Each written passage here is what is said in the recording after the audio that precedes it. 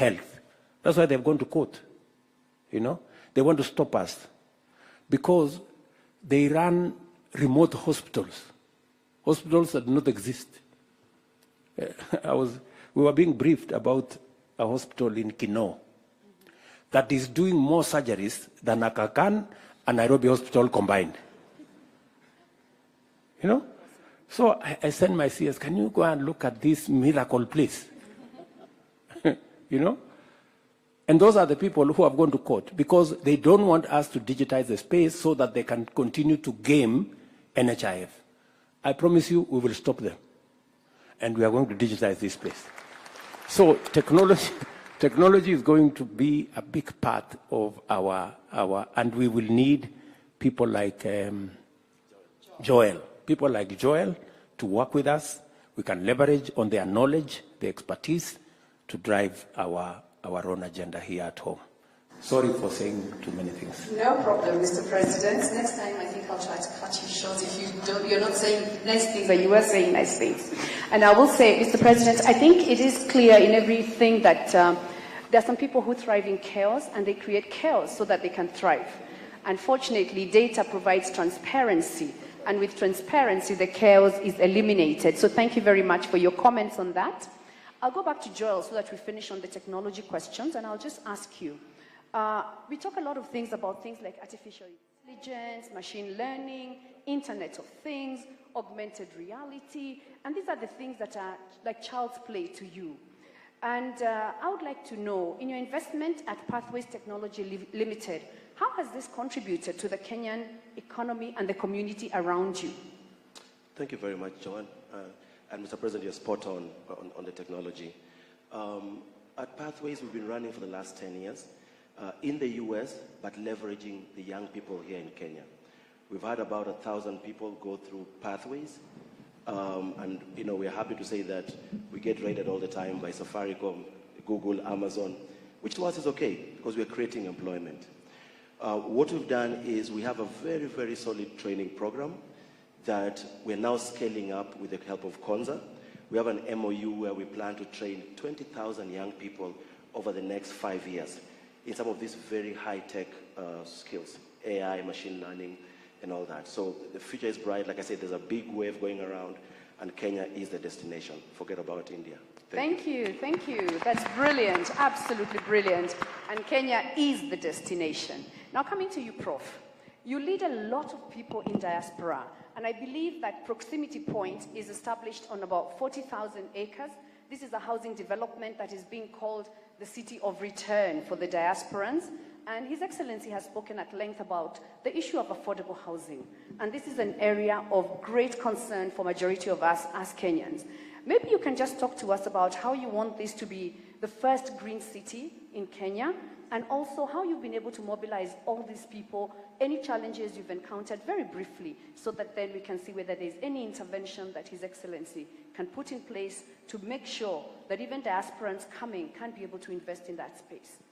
Thank you very much, Joanne. And I think this is an amazing opportunity to kind of communicate this officially in this place. So before we actually articulated how to come back, because some of us have been in the diaspora personally over 32 years, and we feel that it's a time for us to engage with the country. So we formed an organization which is called One Voice Consortium. One Voice Consortium has over 110 organizations across the board, and that's in the entire diaspora. Through that, we did a kind of a proper research to identify which part of the country would be suitable for people like us coming from cold countries, and then what is the economic potential, what is the government agenda in that region.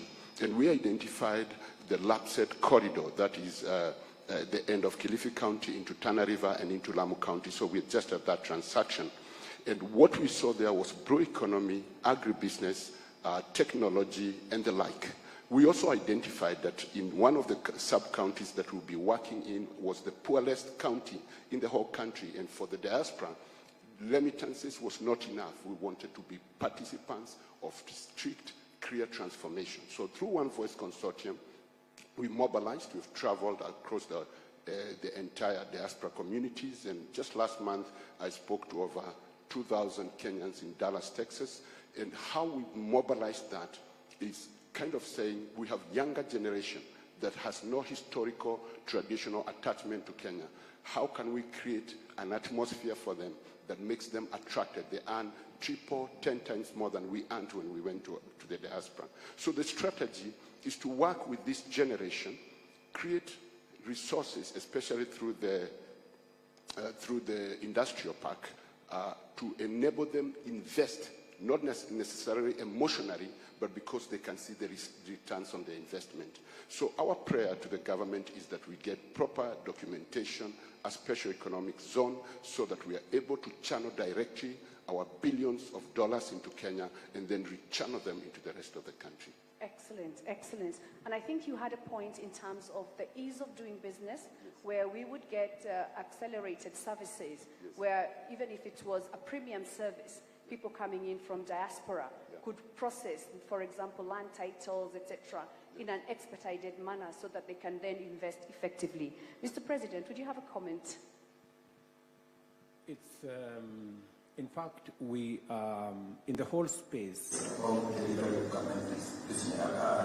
government services, from visa issues, land transactions, investment opportunities, that is a space that we haven't been doing well.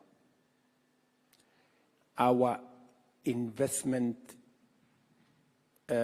branding has been very limited. And in fact, one of the firm instructions I have given to CS Miano, and she knows what to do, and I have confidence in her ability to do it, is to make sure that the investment authority has clarity on how long it takes to do what, who does what, and what is the investment journey for any investor in Kenya, so that it is predictable, it is known, and it is public. That is the correction we are making. So if you give us just another couple of months, we should be clear, because that is the space that we haven't done very well. But let me say the following, that what my brother is saying here about a special economic zone and all the other policy decisions that we have to make. If you look at today's newspaper, we have in the today's newspaper an advertisement to put infrastructure and the first phase of 6 special economic zones in Kenya that have already been gazetted. The 6 special economic zones are targeting opportunities like the one my brother here is talking about. Export-led, incentivized investments. We are targeting FDI on one side. We are targeting exports of different products on the other hand, and we are building an ecosystem that will facilitate, fast track, enable that to happen fast. So we have a special economic zone here in Thika, we have one in Sagana, we have one in Nakuru, we have Dongo Kundu, we have Naivasha, we have Busia, we have Eldoret. We are looking at other opportunities in different parts of Kenya. So, but it has to be targeted, and we need to know what are we trying to achieve. For example, the one in Thika, our focus is going to be pharmaceutical companies. We want to be specific so that, because we still import 70% of our pharmaceutical commodities and products to Kenya. And it is part of the reason why I was having a conversation last week with Prime Minister Modi, because we are importing almost 50% of all those products from India. And my conversation with him was, we cannot continue doing this. he has to mobilize his companies to come and invest in Kenya with Kenyan companies, to employ Kenyans, and to produce products for Kenya and for Africa from Nairobi or from Kenya. So this is the conversation we have. I think that's a really good initiative. Mr. President, I want to ask you short. I just thought that was really great. Care has been a thorn in the flesh of Kenyans, and if we don't deal with it, we have a serious challenge going forward. And with them coming here to set up companies, we create jobs, and at the same time, we deal with the problem that we are facing. So thank you, Mr. President. And you also referenced the issue of foreign direct investment and also exports. And so I segue directly into our next panelist, Thenya. Thenya, you have single-handedly created a luxury business. And this business, you have been at the Oscars with your fish leather bags. And we know that the BBC has said that as a partnership between the Kenya government and the Oscars, your bag was featured, and actually it was selected as the one to be used by Viola Davis. So given that light of resounding success, putting brand Kenya on the map as an exporter, can you talk to us about the challenges that you have identified that could unlock significant growth opportunities for Kenyans exporting high-end goods to various markets? Thank you, Joanne. Thank you, Mr. President. I'm also really honored to be one of the youngest panelists here, so don't mind if I'm a little bit nervous. Challenges would be definitely funding. There's a lot of funding for the creative industry, but foreign funding. We don't have a lot of local support, so that would be great if we could get funding. Another thing I'd also say is there seems to be an issue finding quality leather. So if we could improve the circulation and distribution of quality leather within the country, it would be great. We'd be able to grow an already thriving leather value chain, so that stakeholders like myself are not looking outside to places like South Africa to start importing cowhide. Like, I have people on a wait list because they want the cowhide bags, but I can't access cowhide. Other challenges would also be just getting younger people into the workforce. It would be great to work with younger artisans. For instance, I went to Milan to learn how to make bags, and it would be great to train people to do the same at that level of quality. I feel like a lot of Kenyan brands are shying away from entering the luxury because of the level of quality control that's needed. So it would be great to start working with younger people. Awesome. Thank you very much, and very precise. Mr. President, they say that when you have a hammer, every problem is a nail. I am a communications expert, and so I tend to see everything through the lens of perceptions. And from my experience working with brands, and from that perspective, I have seen the power of media and the power of film in shaping perceptions. In the audience today, we have powerful people like Alex Chamwada. We have Alison Gibwini of Alison Production, who's on Netflix. We've got people who have been doing a lot in that art space. And I was just wondering, segueing on from Thenya's comments, in positioning Kenya through our products for export, what are we doing to support the use of a uniquely Kenyan look and feel or brand presence, so that when we sell our products, we've got a stamp of quality that says, when you buy this product, this is what you're getting. Similar to what we have seen, for example, with countries like Germany, where when you hear it's German-made, straight away they're telling you it's quality. What are we doing in terms of Kenya as a country, as a brand, and what should we be doing, or what can we do with you, Your Excellency?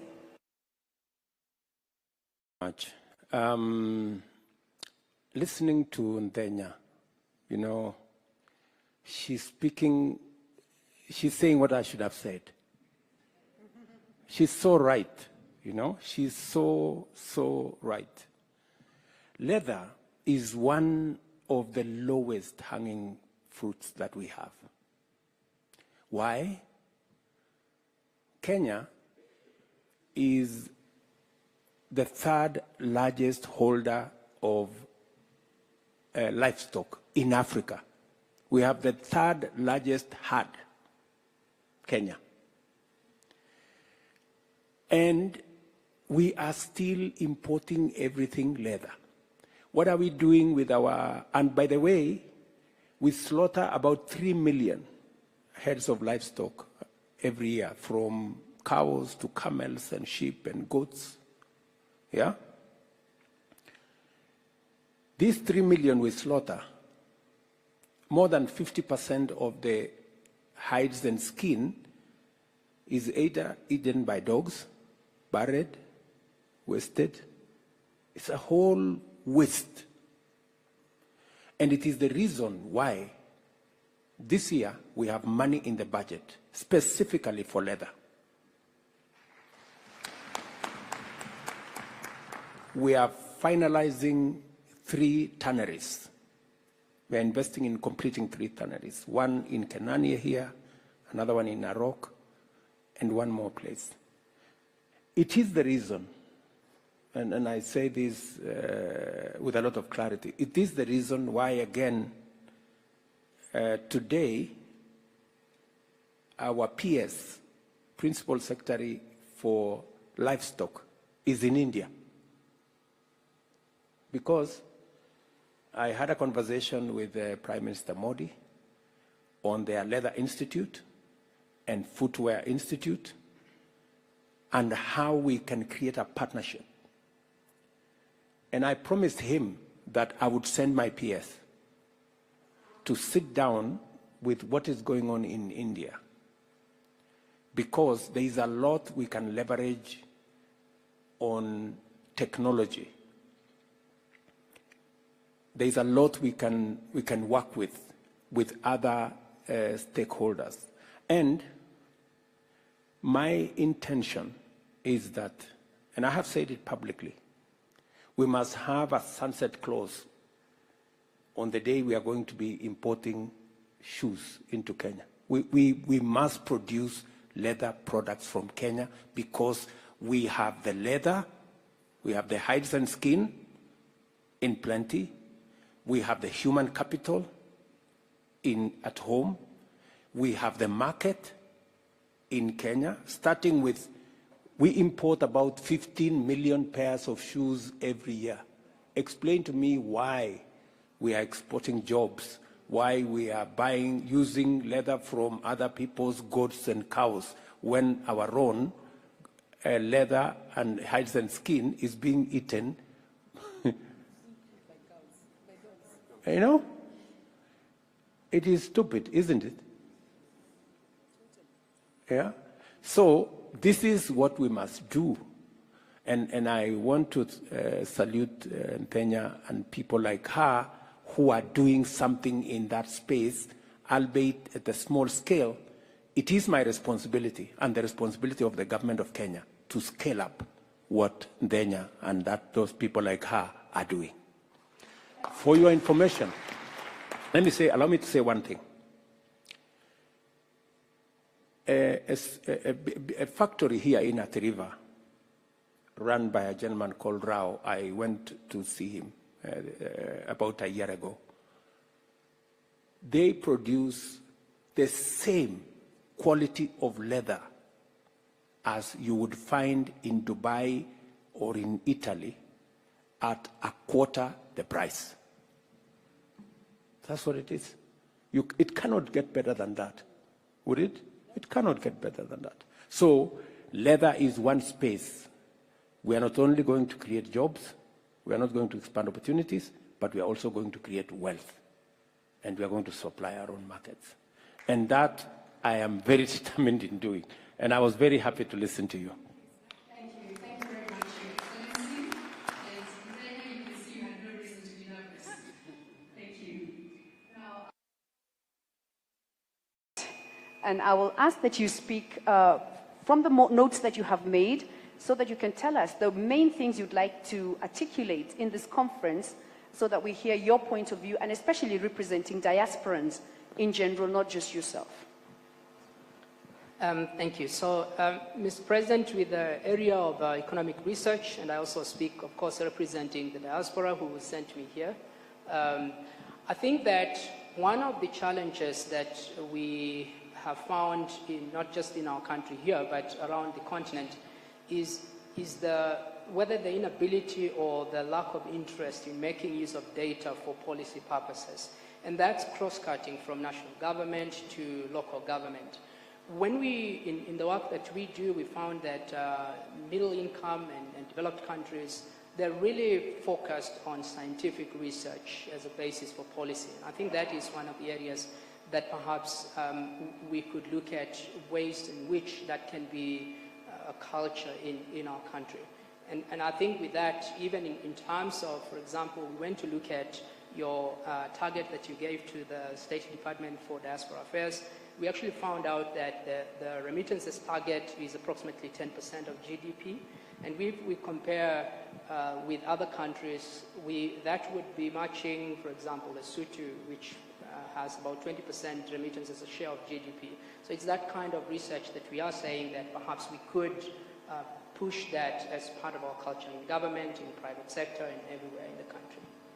Excellent, excellent. Mr. President, with that, I'm going to wrap up my moderation and hand over to you. And in closing, I want to say, ndege wa mabawa moja huruka pamoja. Birds of a feather flock together. And today we are flocking here to collectively raise the bar and collectively start a journey with your support, where the diaspora works closely with us here in Kenya to make sure that we improve on our economy. And as I close, a little tongue-in-cheek, perhaps, Mr. President, you're very articulate in expounding your policies, the way you see the future, and everything to do with any questions that you are asked. I will ask a question. Why is it that we are not getting that level of articulation trickling down to the bottom so that we get a more positive vibe across the country? Thank you very much, Mr. President.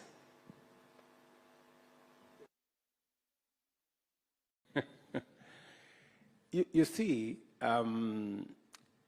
it is also said that lies go around the world maybe twice before the truth are put on their shoes. And you know, we have a democracy, you know, which we celebrate. And Kenya is a great country, a great democracy. And because we are democratic,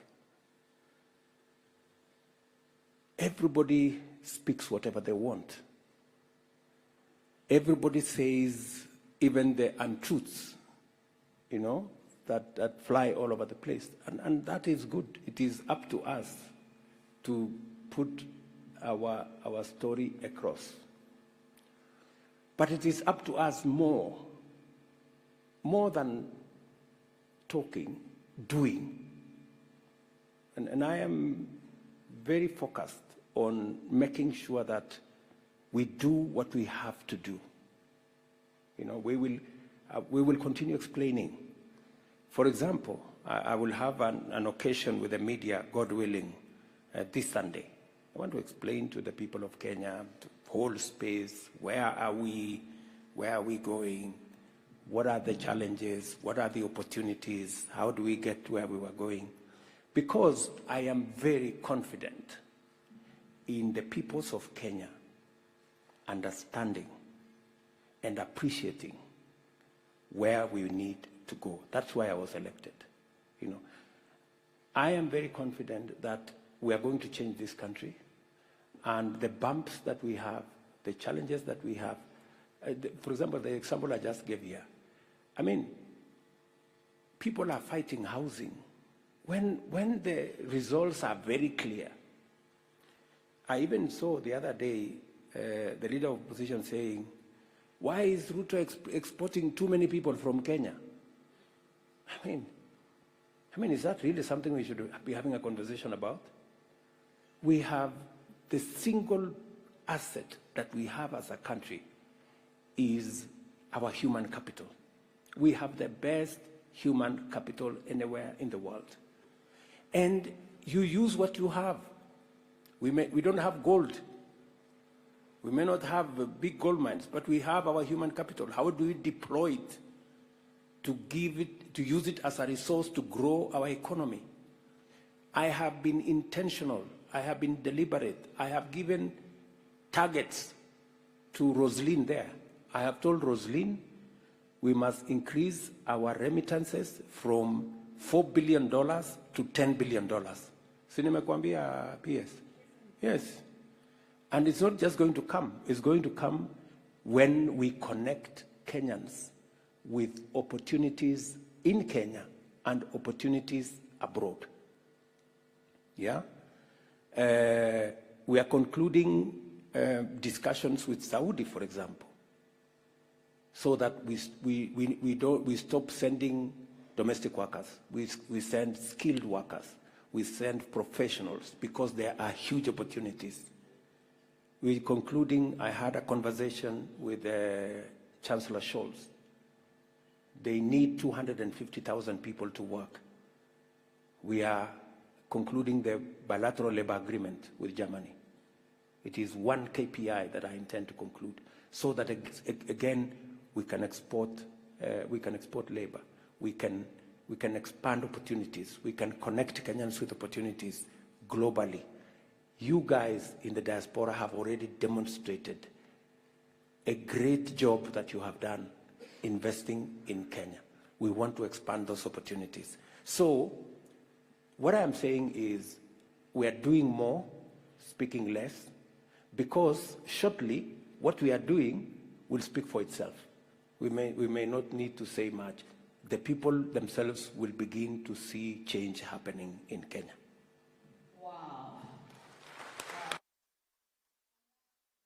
I want to really thank my amazing panelists for that really engaging and invigorating discussion. Mr. President, you've added great value to the panel, and I'm so delighted that you have joined us. And so we thank you very much and close this session so we can hand over back to the organizers. Thank you very much, Mr. President. I know I would have added more value by sitting here and engaging, maybe answering some questions from you guys. Unfortunately, I wouldn't have that moment because I have another assignment and I have a cabinet meeting immediately after this. But there will be many other leaders. There will be many other ministers and PSs and professionals working in this administration that will come and speak to you. And I will have another occasion, as I said, to engage with you as we all of us make our contribution towards making our country great. So to all of you, nimesema asante sana, mimi nawatakia heri, nawatakia baraka, and thank you very much for coming to share your ideas and your suggestions in this conference so that you can inform the policy position of the government of Kenya. We don't just see you as people who have come to invest. We also want to pick your mind on many other aspects on how best we can do this together as government and as members of the diaspora and as Kenyans in general. Asanteni sana.